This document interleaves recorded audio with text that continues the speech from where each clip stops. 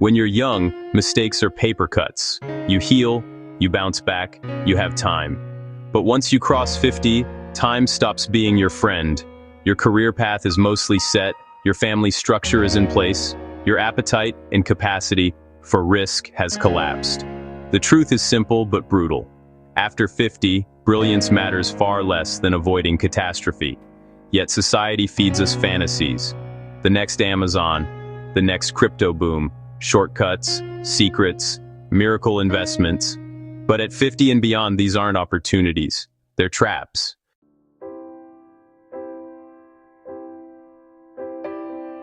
I grew up during the Great Depression. I watched neighbors, good people, lose everything. Not because they lacked intelligence, not because they weren't hardworking, but because they trusted too much, borrowed too much, believed prosperity was permanent. History changes, but human nature doesn't. Back then, they fell for land schemes. Today, it's crypto, penny stocks, meme trades. The tools evolve. The behavior stays the same. And the consequences? Always devastating.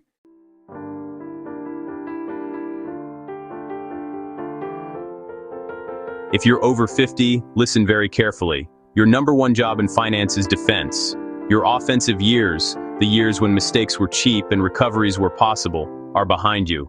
A disaster at 60 is nothing like a disaster at 30. At 30, compounding rebuilds. At 60, compounding reveals and punishes. And yet, this is the very age when fear takes hold. People panic. They feel behind. They chase reckless returns. And they destroy decades of progress in a single, desperate moment. Meanwhile, the people who hold boring, durable businesses, Coca-Cola, Procter & Gamble, Johnson & Johnson, glide quietly into retirement. Boring compounds, boring protects, boring wins. Because after 50, your real enemy is not underperformance. Your enemy is catastrophe.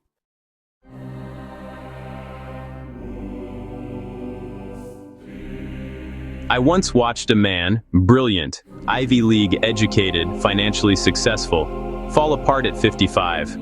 Not because he lacked knowledge, but because he let envy whisper in his ear.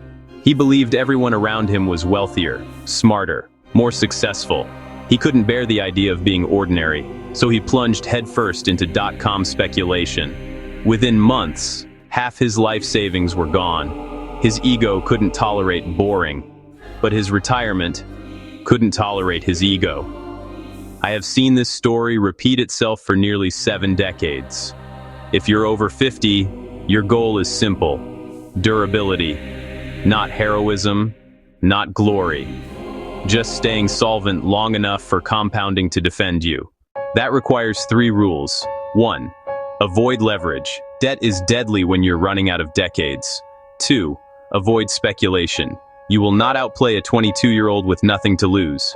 3. Avoid complexity. Complexity hides traps. The less exciting your portfolio is after 50, the more exciting your retirement will be.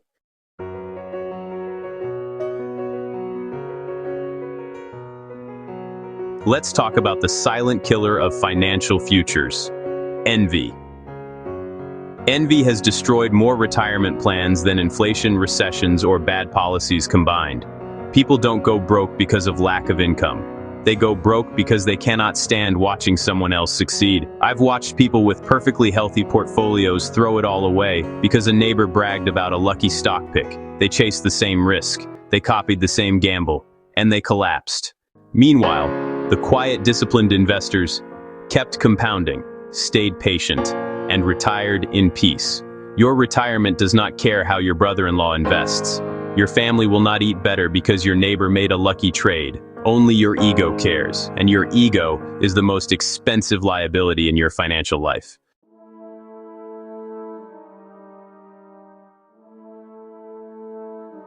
Now let me confess something.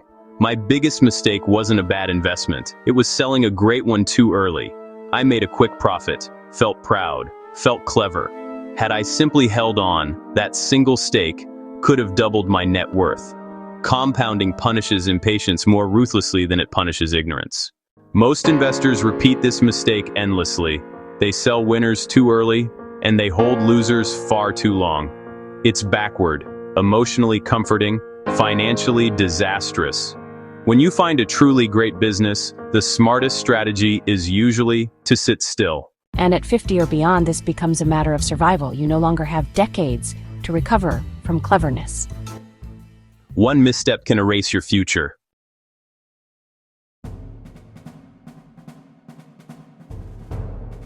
Overconfidence is a silent killer. The most dangerous investors I've ever met were the most certain, the most confident, the most convinced. Markets punish arrogance with no mercy. The most powerful phrase in finance, especially after 50, is, "I don't know." Those 3 words have saved more retirements than any fund manager ever has. Warren and I passed on hundreds of businesses, not because they weren't exciting, but because we didn't understand them. We understood candy. We understood soda. We understood insurance. We didn't understand airlines or the tech startups of the 1990s. That discipline saved us again and again.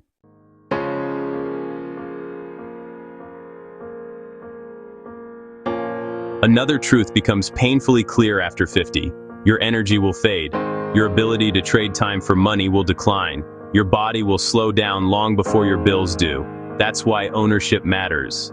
Dividends, rental income, stable businesses. Titles don't compound, applause doesn't compound, hard work doesn't compound, ownership compounds.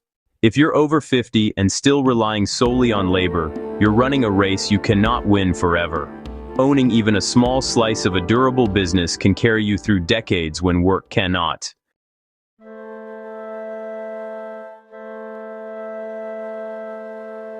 Growing up in the Great Depression taught me one truth I've never forgotten. Prosperity is not permanent.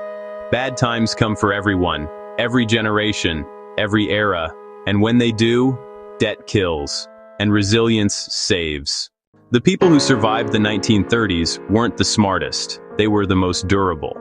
Durability comes from 3 disciplines: no debt, no drama, no proximity to foolish people. At 50 and beyond, survival isn't pessimism, it's strategy.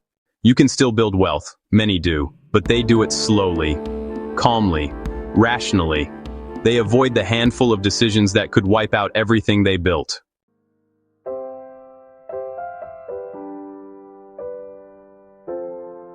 After all these years, after all the mistakes I've made, after all the fortunes I've watched rise and fall, I've learned this.